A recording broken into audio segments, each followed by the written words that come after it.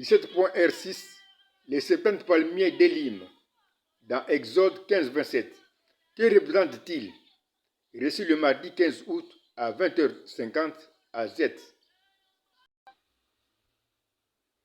Un conseil pour voir l'image de la vidéo en grand format. Veuillez zoomer ou toucher en bas de l'écran, mais à droite le petit point en forme de croix indiqué par la flèche. Je répète ceci. Pour voir l'image de la vidéo en grand format, veuillez zoomer ou toucher en bas de l'écran, mais à droite le petit point en forme de croix qui est indiqué par la flèche. Bonsoir mon chéri 4 bâtonnets. Bonsoir mon chéri grand logos. Nous sommes toujours à Élim, dans Exode 15-27, qui avait 12 sources d'eau et 70 palmiers.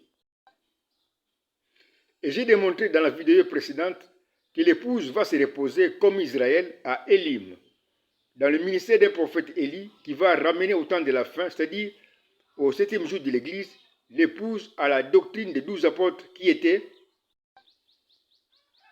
à la source de l'Église, c'est-à-dire au commencement de l'Église au jour de la Pentecôte. Et si Boris Mbota a osé déclarer que c'est Jean-Baptiste qui a accompli Malachie 4, 5 à 6 et pas Branham, c'est parce que son ange déchu, qu'il enseigne, ne savait même pas que l'auteur de la Bible que je suis avait déjà annoncé dans Élim qu'il y aura le ministère d'un prophète Élie qui sera au temps de la fin, pour ramener le fils du temps de la fin à la doctrine des 12 apôtres des pères apostoliques, doctrine qui était à la source. C'est bien dit, qui était à la source de l'Église au temps de la Pentecôte avec les pères apostoliques. Avec les pères apostoliques, ce que j'ai promis dans Élim, c'est bien dit dans Élim, confirme ce que j'ai promis dans Malachie 4, 5, 6. Ceci déséquilibre l'ange déchu de Boris Mbota et même l'ange déchu de Kakou Philippe qui a osé compter Kakou comme un autre prophète Élie, ce qui est bien archi faux. Le signe de l'unité que je t'ai enseigné démontre qu'il n'y a nulle part la place de Kakou à Élim. Élim, qui confirme Malachie 4, 5 à 6, concerne seulement le précieux prophète Branham qui aura comme 12 sources d'eau et 70 palmiers,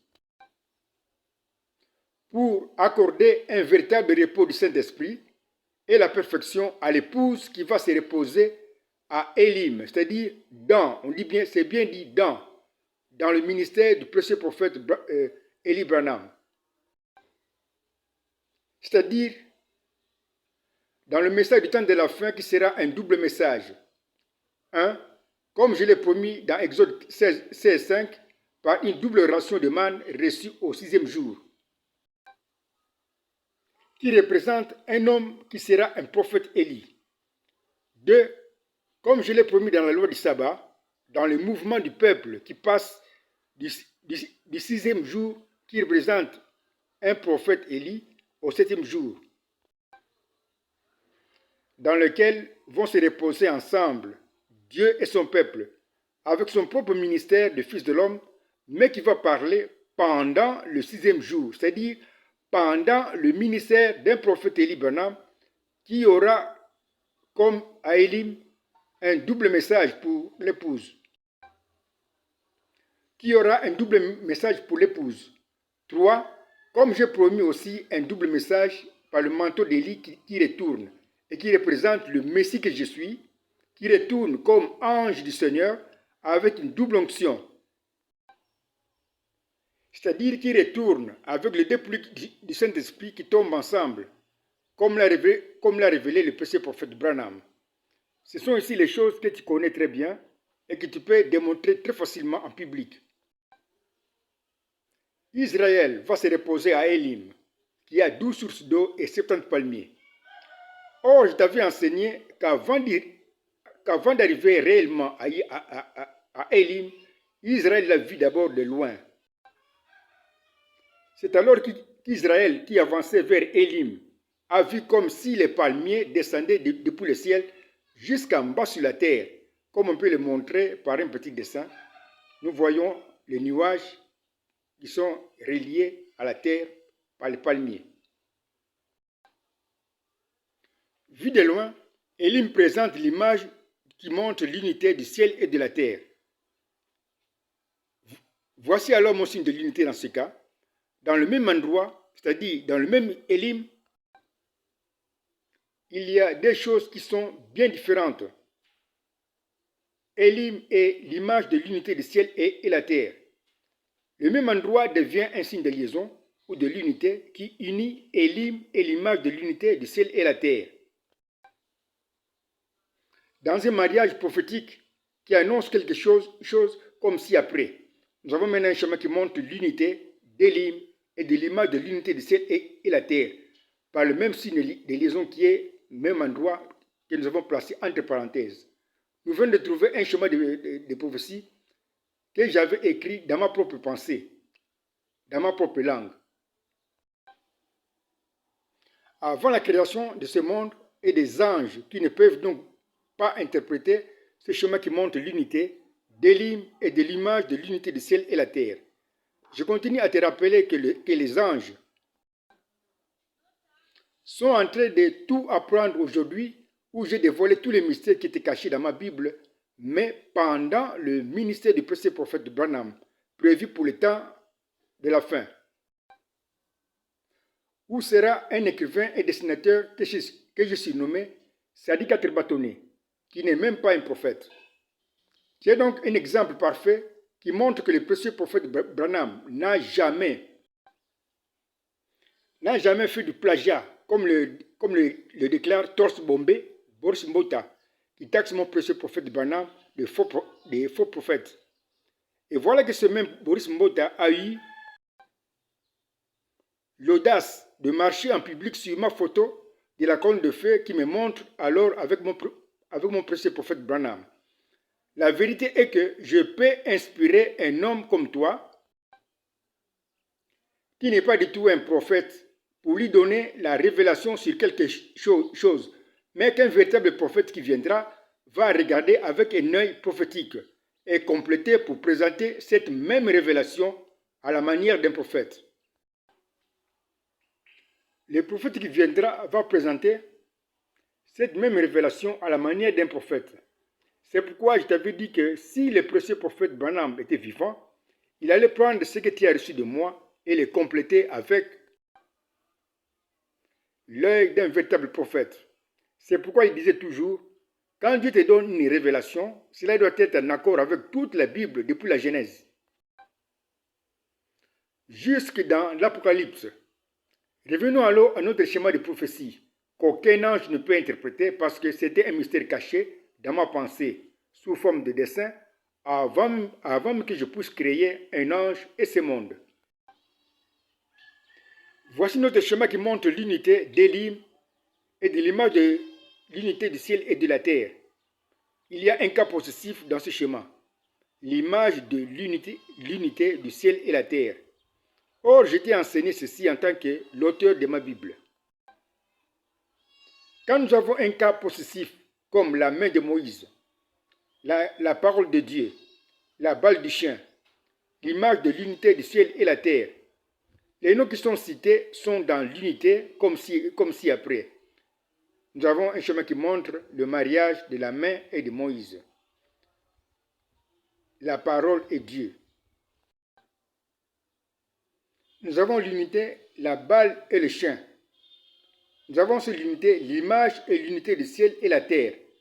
Dans chaque mariage trouvé, chaque marié peut représenter l'autre, comme dans le mariage de l'homme et sa femme, comme le montre le dessin. Nous avons un dessin qui montre l'unité de l'homme et sa femme. Dans ce dessin de mariage, l'homme peut être représenté par sa femme. Dans l'unité, l'image et l'unité du ciel et la terre, l'image peut être représentée par l'unité du ciel et la terre. Comme si après, nous avons le schéma qui montre l'unité d'Élim et de l'image de l'unité du ciel et la terre, avec comme signe de liaison le même endroit que nous avons placé entre parenthèses. Le schéma que nous avons trouvé devient, quand nous remplaçons l'image par l'unité du ciel et la terre. Un chemin qui montre l'unité d'Élim et de l'unité du ciel et la terre. Voilà mon chéri 4 bâtonnets, c'est si simple à interpréter maintenant. Le chemin qui montre l'unité d'Élim et l'unité du ciel et la terre. Dans ce chemin de prophétie, Élim, nous l'avons vu, représente le ministère d'un prophète Élie qui sera Branham au temps de la fin, c'est-à-dire au 7e jour de l'Église. Le ciel représente Dieu ou Dieu qui reste au ciel. La terre représente l'homme ou l'homme qui reste sur la terre. L'unité du ciel et la terre représente donc l'unité de Dieu et l'homme avec son ministère de fils de l'homme qui sera présenté par un homme qui sera Branham. Nous pouvons compléter le chemin de prophétie qui montre l'unité d'Élim et de l'unité du ciel et la terre. Nous lisons la prophétie qui est indiquée en bas par les deux flèches. Dans le ministère d'un prophète Élie, qui est ici représenté par Élim, qui sera au temps de la fin, c'est-à-dire au 7e jour de l'Église, Branham, on remonte maintenant au-dessus du trait d'union, sera présentée l'unité de l'homme et Dieu qui sera dans la chair humaine comme fils de l'homme. Avec son propre ministère de fils de l'homme qui va alors parler avec sa propre voix de grondement de ses tonnerres qui va dévoiler tous les mystères cachés de sa Bible pendant le ministère de l'homme Branham. On relit la prophétie une deuxième fois qui montre l'unité d'Élim et de l'unité du ciel et de la terre. Nous lisons la prophétie en bas comme l'indiquent les deux flèches. Dans le ministère d'un prophète Élie, qui est ici représenté par Élim, qui sera au temps de la fin, c'est-à-dire au 7e jour de l'Église Branham, on va maintenant au-dessus du trait d'union.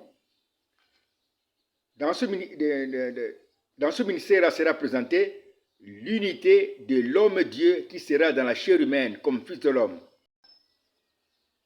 Avec son propre ministère du fils de l'homme, qui va alors parler. C'est bien dit parler. Avec sa propre voix de grondement de ses tonnerres, qui va dévoiler tous les mystères cachés de sa Bible, pendant le ministère de l'homme Branham. Or, cette même promesse de l'unité de Dieu et l'homme se retrouve partout dans ma Bible. Je regrette, mon chéri 4 bâtonnets, pour les minutes que ça va prendre, de sortir un peu de ce sujet pour présenter au public, comme à Élim, la promesse de cette même unité de l'homme et Dieu dans Josué 5, 13 à 15, qui rapporte au verset 13 ceci. Comme Josué était près de Jéricho, il leva les yeux et regarda.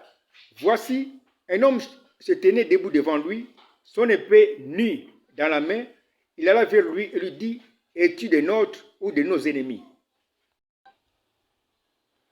Voici mon signe de l'unité dans ce cas. Josué est l'ange qui est descendu avec l'épée nue, mais qui était d'abord un mystère caché dans son étui, c'est-à-dire dans sa poche. Ce sont deux choses bien différentes,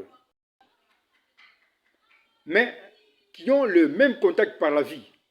Parce que Josué est entré en contact par la vie avec l'ange qui est descendu depuis le ciel. Le même contact par la vie, comme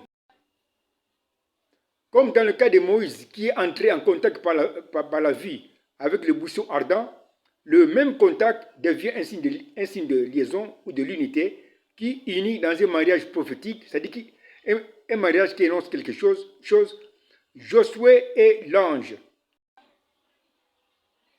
Comme si après, nous avons un chemin qui montre l'unité de Josué avec l'ange qui est descendu avec l'épée nue, qui était d'abord un mystère caché dans son étui. Ce chemin nous montre clairement l'unité de Josué et de l'ange, comme cela a été promis aussi à Élim, où on a trouvé l'unité de Dieu qui était représenté par le ciel avec l'homme qui était représenté par la terre. Nous avons aussi un chemin qui montre l'unité de Josué et de l'ange qui est avec l'épée nue. Voilà mon chéri 4 bâtonnets, ces beaux dessins qui représentent l'unité d'un homme comme Josué et de l'ange qui va descendre avec avec son épée qui sera nue, mais qui était d'abord un mystère caché dans son étui.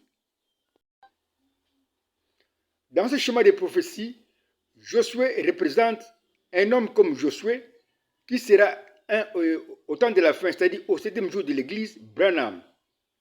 L'ange qui est descendu avec l'épée nue,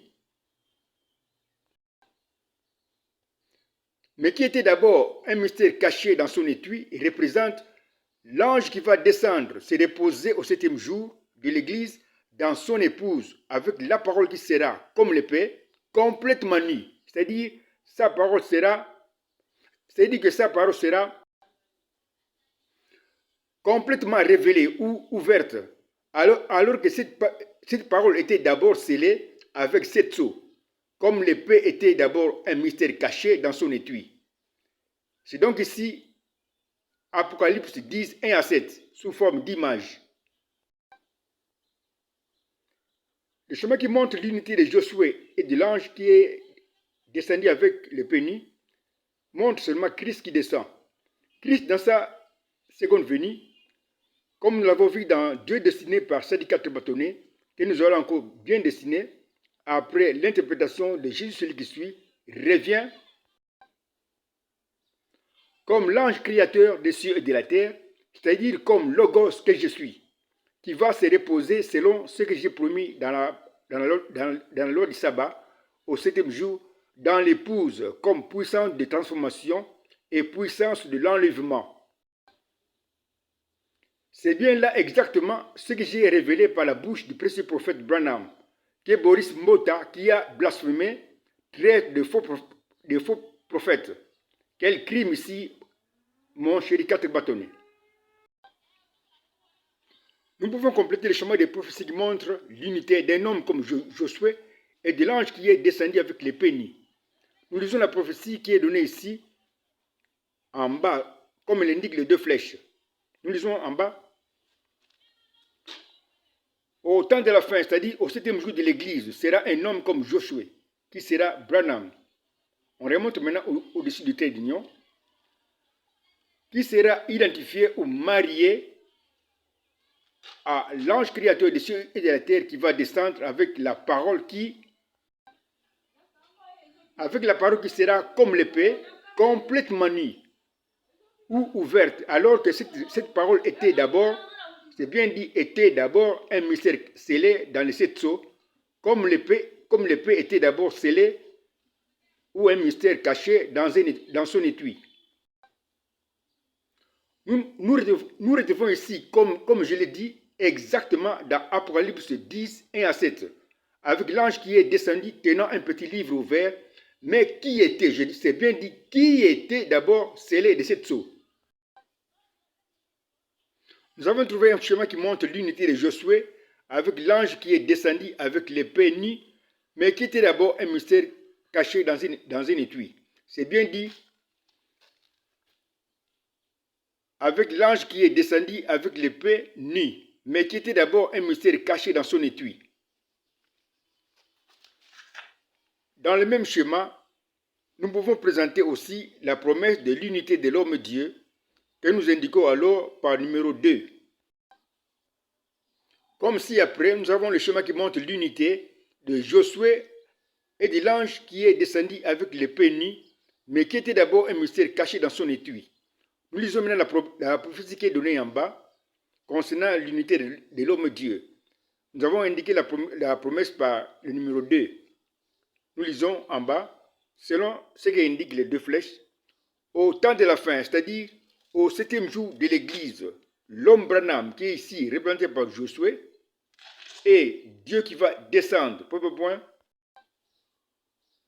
et Dieu qui va descendre se reposer au 7e jour dans l'épouse, comme l'ange créateur des cieux et de la terre, c'est-à-dire comme Logos, seront un, avec le même visage de l'homme Branham porté par l'ange, avec les mêmes pieds, les mêmes mains, etc. Nous retrouvons exactement ici Apocalypse 10, 1 à 7. Et ce que le précédent prophète Branham a bien vu dans l'ouverture du 7e sceau, mais qu'il avait évité de révéler. 3. avec la même voix de l'ange, du grondement de ce tonnerre, c'est-à-dire avec la même parole qui sera révélée complètement par l'ange dans l'homme. Comme quand Dieu qui s'est reposé dans l'homme Adam lui avait révélé les animaux, les noms des animaux que Adam ne connaissait pas.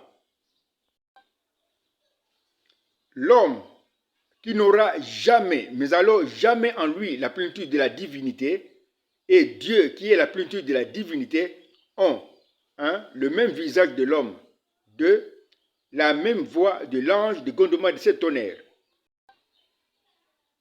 C'est comme ça que cela était dans Adam, dans lequel je me reposais avant sa chute.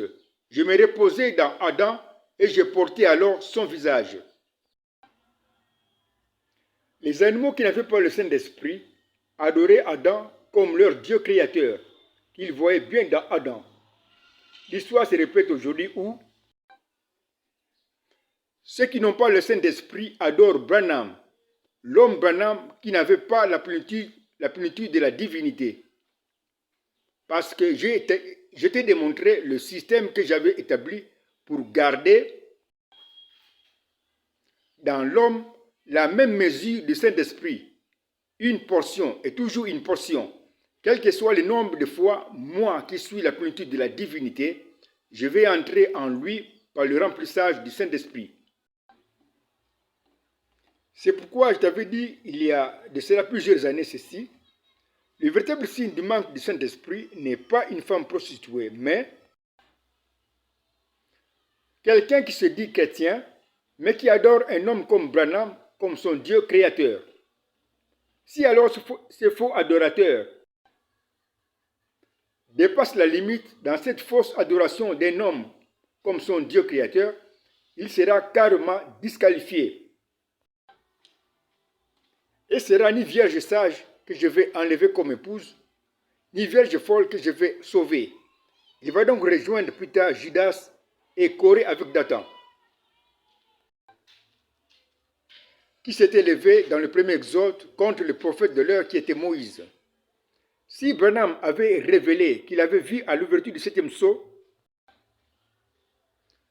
que Dieu, le Créateur des cieux et de la terre, avait porté le visage de lui, Branham, l'esprit d'adorer un homme comme Branham allait en profiter pour vraiment adorer Branham.